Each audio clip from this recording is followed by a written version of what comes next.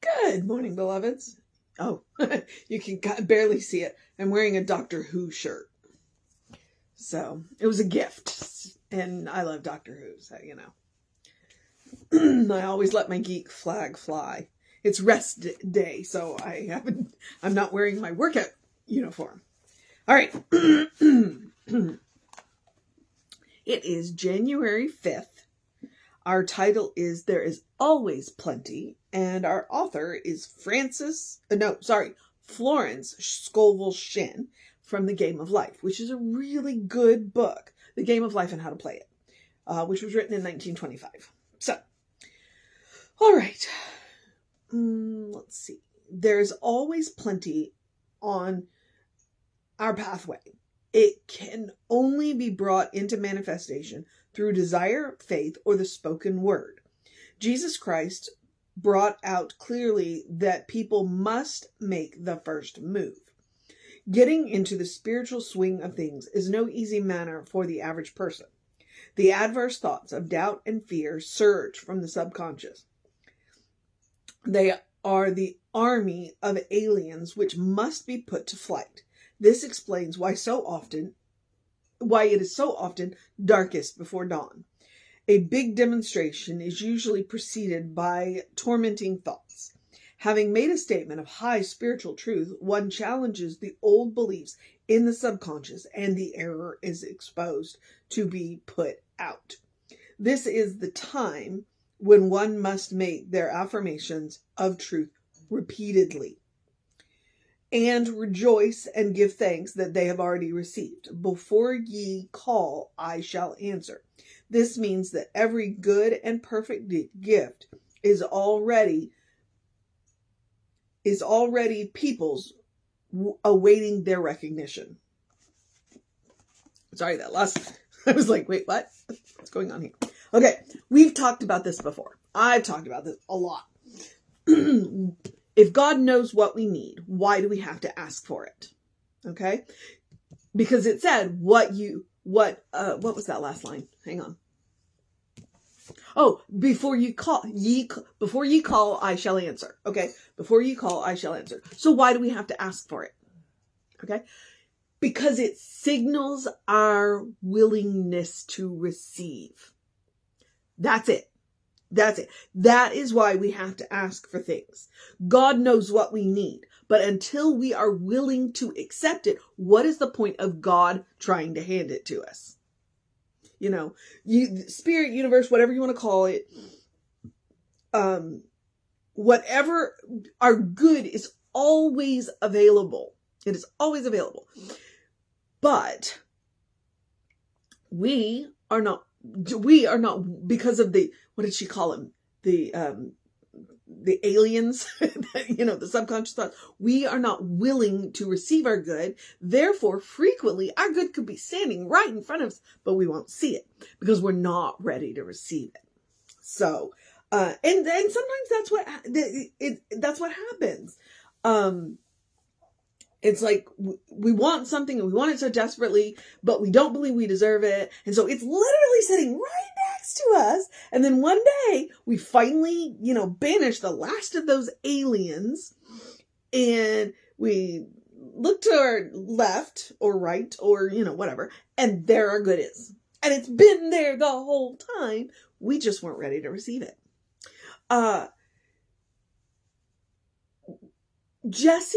Reverend Jesse does this amazing talk about, he calls it the spiral diagram.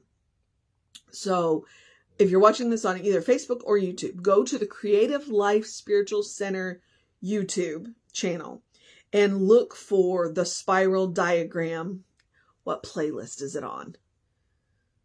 I think it's on specials because Jesse doesn't have a playlist per se, because it's all Jesse. I will try tonight and go back and put the link to that YouTube on this one, because it's a really good talk about how things get into our subconscious and how we can get them out, because we're frequently being sabotaged by our subconscious because we have things down in there.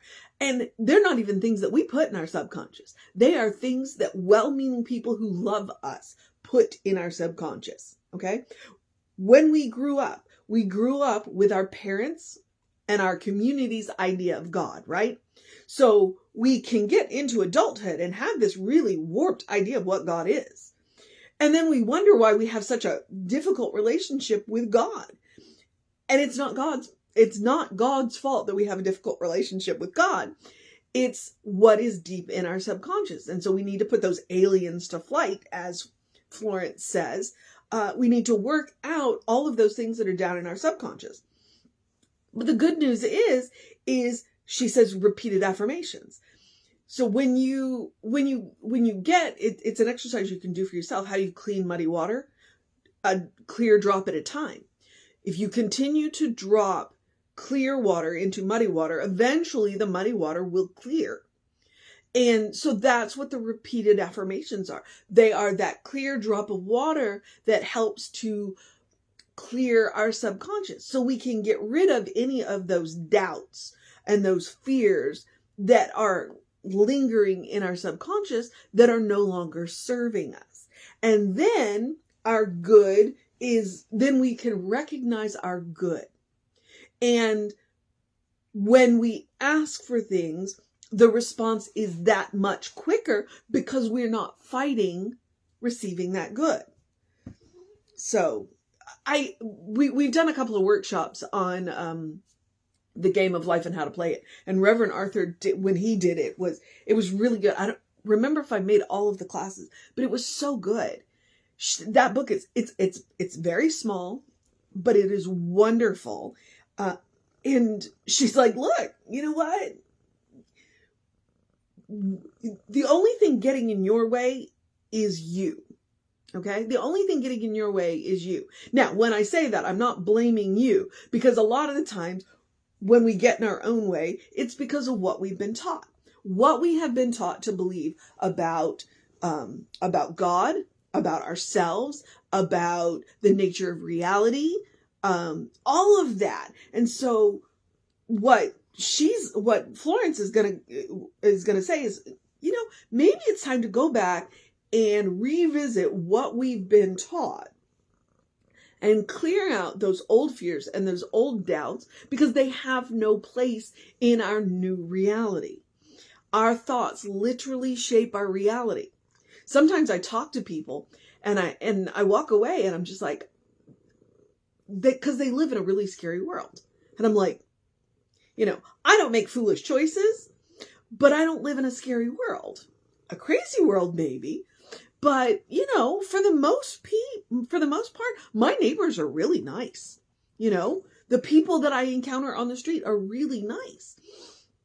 So if you listen to the news, the news will convince you otherwise. And so that's those aliens that we need to put to flight. Whew. I'm gonna love that phrase. Aliens that need to be put to flight. Army of aliens that need to be put to flight.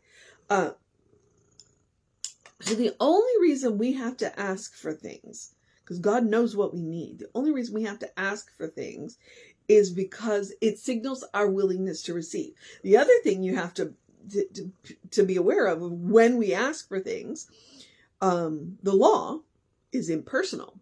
It does not judge. It does not look at you and go, you don't really want that. It does not go, oh, you don't need that. The law says yes. And so when we ask for things that are not in our best good, if we really believe that this is, the law's going to hand it to us. So we definitely want to be careful about what we ask for.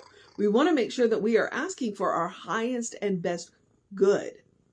Not what we think we want. Not what we've been told we want, because that's a big one. And that goes back to that army of aliens living in our subconscious.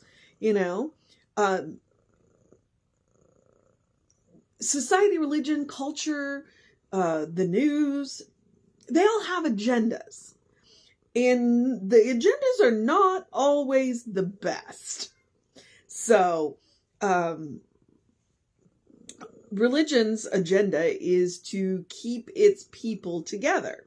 The problem is it tends to other anybody that doesn't belong to them. Well, how is that good for anybody? I saw a quote from Terry Pratchett. He wrote a book. Ironically, he wrote a book when he was 19, and then he rewrote it back later in his 40s. So he is his own co-author, and it's called The Carpet People. And in it, he talks about everybody thinks of themselves as the true human being. The true human beings. So what happens when they meet a new tribe? The new tribe becomes the enemy. Why couldn't we make up a phrase of, hey, some more new true human beings? It would save us a lot of trouble in the long run. And that's what I'm talking about. Religion has an agenda. Keep that in mind. That's one of the reasons why Ernest was just adamant. He didn't want to start his own religion. So one of the things that we like to remind people is with Science of Mind, we're not a religion. We are more of a philosophy. We're like Buddhism. We're not a religion. We're a philosophy. We have a couple of ideas that might help you live your life better. You know, and you don't have to give up anything to learn what we have to teach. Because we don't teach you what to believe. We just teach you how. And that's what Florence is talking about. When you want your good, you got to get rid of the army of aliens. You got to get rid of the fears and the doubts. Well, how do you do that? Repeated affirmations. And get into that subconscious. Find out what's in there. And maybe let a whole lot of it go. Maybe let a whole lot of it go. Rita's very adamant today. All right. Let me glance back at it. I love Florence Scovel Shinn. She's amazing. Okay. There's always plenty. There's always plenty on people's pathway. It can only be brought into manifestation through desire, faith, or the spoken word. Jesus brought out clearly that people must make the first move. I've told you why we have to make the first move. It signals our readiness to receive. Getting into the spiritual swing of things is no easy matter for the average person. Okay? She acknowledges that. Emma Curtis Hopkins practices hardball metaphysics. So, maybe Florence Scovel Shinn did. So what you want to do is during your normal everyday time, be your normal everyday self. But when you go into treatment for something, that's when you practice hardball metaphysics. That's when you state the truth the way you want it to be. And you state it in present tense. Okay? That's why they say it's the darkest before dawn. A big demonstration is usually preceded by tormenting thoughts. She freely acknowledges it. Look, when you're working on something big, you're gonna have doubts, and that's okay. Don't let the doubts derail you. And how do you do that? By making your affirmations of truth repeatedly. That's the mission today. The mission today, should we choose to accept it, is to make our affirmations of truth repeatedly. That way, we can use those clear drips of water to clear out the muddiness, to clear out the muddy water in our subconscious. That is the mission today, should we choose to accept it. Let's repeat our affirmations. That is the point of affirmations. Affirmations are meant to be repeated. Treatments are not. When you do your treatment, and then the next time you do a treatment, you don't do the same treatment, you treat the treatment. Or you treat the doubts and fears that have cropped up around whatever it is that you treated about. But those affirmations, they should be mantras. Feel free to repeat them as often as you need. All right? I have a mala, which is 108 beads, and I have done an affirmation on that mala 108 times. So, do what you need to do, right? Okay, the other mission is the same mission I give you every day, which is the mission of self-care. It is the spiritual practice of self-care. Believe it or not, self-care is spiritual practice, okay? What I like to say is do something loving for yourself, do something kind for yourself, do something compassionate for yourself. Whatever that looks like. And then I'll give you a couple of suggestions, like take a deep breath before you speak. That gives you the opportunity to think about what's about to come flying out of your mouth. Because it's a whole lot easier to not say it than to have to make amends for saying something you didn't mean, right? And you'll never speak to yourself more than you will anybody else. So think about it. One of the things that sent me into therapy one time was I heard myself talk and went, this is not okay. So, and it was very helpful. And that's exactly what'll happen is like, I'll monitor myself talk and I'm like, oh, you know what? I need to work on that. So it's a continuing process. It's a continuing process. It never ends. It's okay. But that's part of self-care. Take a walk, take a nap, take a break. I'm a big believer in going for a walk for just the get out, exercise, get the blood moving, get the oxygen flowing, it'll help your brain work better. Stiffen up or loosen up stiff parts. Take a nap. None of us get enough sleep. Take a break. Sometimes when we're working on stuff and we get stuck, if we will go do something else, then we can let our mind rest and the solution will naturally come to us. Or we can go and take a break and go and do a treatment and then see, that'll work too. So I also like to remind you that you can say no to things that are draining, and no is a complete sentence.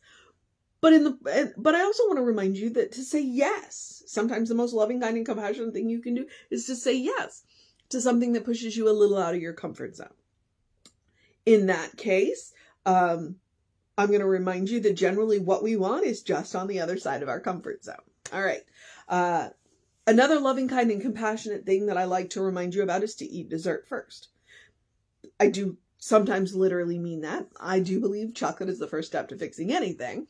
But what I literally mean, or metaphorically mean, I guess I should say, I do literally mean to eat dessert first, but metaphorically what I mean is don't save the good stuff.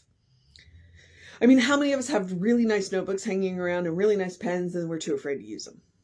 Don't save the good stuff. We're waiting for a special occasion. Well, you know what? That special occasion may not come. Ever. Don't save the good stuff. Your life is a special occasion. Use it now. Wear the fancy clothes. Use the fancy dishware.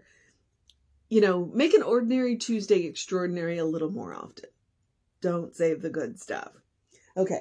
And then, since we are still on self-care, I'm going to remind you, joy is a quality of God, which means joy is a quality of you.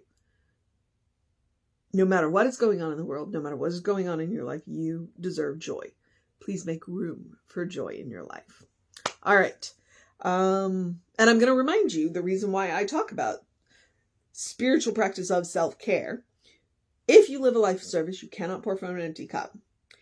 But you are a beloved child of God. You deserve your own love. You deserve your own kindness. You deserve your own compassion. So practice it on yourself.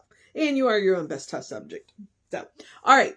Jumping in. The couple more suggestions, which is just basic self-care. Do something to engage your mind and your body, unless today is your day of rest. As you heard me say, today is my day of rest. Today is the day I turn the alarm off. Not true. I just set the alarm from 6:30 to 8. And get up an hour and a half later. So I sleep in. Do something to keep your body moving. Keep your body moving. It's good for you and, and it's a good time. Like, I like to go to the park. I used to like to go to the park, and if I was working on something, I would go to the park, put my music on, go for a run, and treat in the park. It was great, because I had no distractions, and I had given my body something to do, so it couldn't distract me. So if you struggle to meditate or treat, try walking meditations, because if you give the body something to do, the body can't distract the mind. It's great. Or the spirit. Okay. Point being, what are the other suggestions? Drink plenty of water. Hydration is super important, especially at the peak of the summer and the peak of the winter. Hydration is important because we get super dry in the winter with the heat running all the time, and about the summer because we're sweating all the time. Your brain works better, your body works better when you're well hydrated, and your skin looks better when you're well hydrated. So hydrate. And where are we? Early in your day, bright light. It is still raining. Still raining. I think I woke up at 4:00 in the morning, and that's when I definitely heard it raining. So no sunlight yet today, but bright light in the house does work too. It helps to reset your circadian rhythms. 5 to 10 minutes of bright light can help reset those hormones so that you will have more energy during the day and sleep better at night. Try it. You can look it up. Circadian, if you look it up, starts with a C. And it is not, I'm not saying cicada, I'm saying circadian rhythm. It's a hormone cycle. So, all right. And I guess I'm at my Ernest Holmes quote. Open the windows of your soul. Allow the breath of heaven to remind you that you do live in heaven right here, right now. It's all around us all the time. What do I mean by that? Well, there's a couple of things in that phrase. Why it's my favorite. Heaven is all around us all the time. It's all God. Okay? It is all God. Everything is made from God. It is made by God, of God, for God, including us, which is fantastic. But it also reminds us that heaven is not a place that we have to get to. It's a state of mind. It's a state of consciousness. Once you learn to create that state of mind, that state of consciousness, because I'm going to remind you, Jesus himself said, the kingdom of God is within you. Right? It's a state of mind. It's a state of consciousness. Once you learn to create that state of mind for yourself, then it becomes, then heaven can be any place you are. Think about it. Think about it. It goes from a state of grace to a superpower. And you become a safe person walking through the world because you are no longer walking around in a storm. And people can come and rest in your presence. That is my goal. I like to be that island of peace. I like to be that place where people can come and rest. I'm not going to allow them to bring their storm to me. They have to leave the storm at the edge of the harbor, okay? But they can rest for a minute. And maybe while they're resting, they can figure out how to get out of their own storm. And how do we open the windows of our soul? Look for the good and praise it. Emma Curtis Hopkins. All day long. All day long. That is my favorite quote from Emma. Look for the good and praise it. And I like to look for the little good, because here I'll quote you, Gandalf. Yes, from the Lord of the Rings. It's the small, ordinary kindnesses of everyday folk that hold back the darkness. Right? Look for the little goods, because they add up to the big goods. It's just like she said, big demonstrations. Well, think of all the little demonstrations that you have all day long, because they add up to the big demonstration, which is your life. Right? Okay. All right. I am going to... Oh, I guess I'm at the social media part. We are Creative Life Spiritual Center, Creative Life Spark. I'm the running Rev Ryan on the social medias that I am on. I commend them to you. Please feel free to go and like and share and subscribe. If you subscribe to the YouTube, it lets you know when we upload new videos. So check those out. And if you want to know what's going on with the center, Creative Life Spiritual Center, email info@creativelife.org. That'll get you on the constant contact. Therefore, you'll know what's going on with the center. And the hot links are hot. When the email, it says click here now, it will take you either right to the information you want, such as the Soul Session playlist on the YouTube channel, or the person that can help you get the information. So please take advantage of it. We try and put up light, bright, funny, enlightening, helpful stuff. So, all right. And I'm at the part where I get to encourage you to have a great day, a wondrous day, a fantastic day, a magical day, an enchanted day, a wonderful day, an awesome day, an amazing day. A repeat your affirmations day, a get rid of those fears and doubts day, a know who you are day, a recognize the truth of reality day, a question your relationship with God day. Always a good idea. A good day, and if that is too much pressure, simply have a day. You are enough, just as you are. You are a beloved child of God, in whom God is well pleased and well represented. What do I mean by that? You teach people about the God of your understanding by the words that you speak and the deeds that you do. All right? You are a brilliant light. You are a divine spark. You are spirit in motion. You are God in action. Or as Reverend Jesse likes to call us, you are a godling. All right? Know the truth of your being. Peel back the layers of everything that you have been told. And that's part of what we were talking about today. It's like, what is all that stuff stuffed into your subconscious that you didn't put there? That you got growing up from people that loved you. So peel back the layers of what society, culture, religion, gender normative, stereotypes, archetypes, people who love you, people who don't know you, marketing culture, peel all of that away and get to know the person God knows you to be. Because I can promise you that the person God knows you to be is good. And probably pretty cool. All right, beloveds. Reverend David will be on around 5 p.m. with you. I'll be back with you around 9 a.m. tomorrow. Take care of yourself. Know that you are loved, and I will see you next time.